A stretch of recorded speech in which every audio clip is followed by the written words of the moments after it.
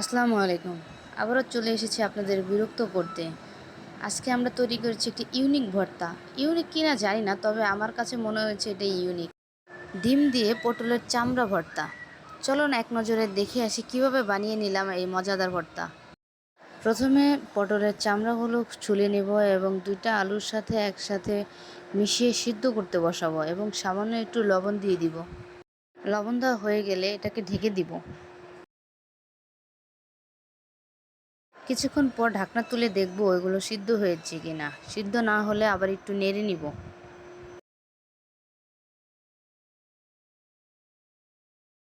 একটু নেড়ে দেওয়ার পর আবার ঢাকনাটা ঢেকে দিব। কিছুক্ষণ পর আবার ঢাকনাটি তুলে দেখব সিদ্ধ হয়েছে কিনা, সাথে একটু নেড়ে দিব। নাড়ার পর আবার ঢাকনাটি দিয়ে ঢেকে দিব। কিছুক্ষণ পর এটি সিদ্ধ হয়ে গেলে নামিয়ে নিব। চুলাতে একটি কড়াই বসিয়ে পেঁয়াজ কুচি এবং মরিচ কুচিগুলো গরম তেলে ঢেলে দিয়ে কিছুক্ষণ ভেজে নিব।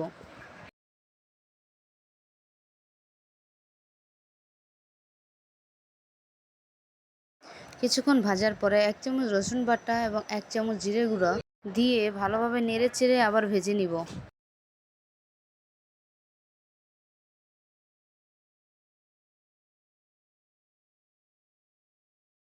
এগুলো লাল হয়ে আসলে সিদ্ধ করা পটলের চামড়াগুলো ব্লেন্ড করা ছিল ওগুলো কড়াইতে ঢেলে দিব এবং ভালোভাবে দুইটা একসাথে মিশিয়ে নিব এবং নাড়তে থাকবো।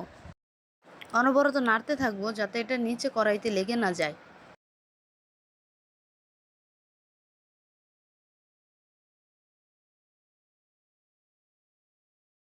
এটা কিছুক্ষণ নাড়ার পরে ঢাকনা দিয়ে ঢেকে দিব। এরপর কিছুক্ষণ পর ঢাকনাটি তুলে স্বাদ মতন লবণ দিয়ে নিব। এরপর আবার নাড়তে থাকবো।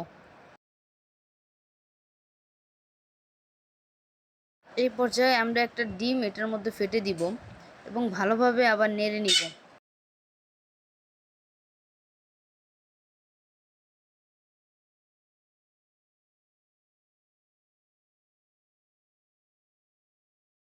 ভালোভাবে মিশানো হয়ে গেলে এবং ভালোভাবে নাড়া হয়ে গেলে দেখুন এটা একটু ঝরঝরা হয়ে আসবে এবং পানিগুলো শুকিয়ে আসবে।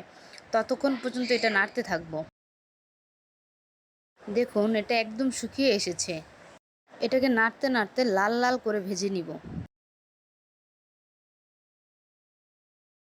অবশেষে তৈরি হয়ে গেল পটলের চামড়া বা খোসা ভর্তা, আপনারা যে যেটা বলেন।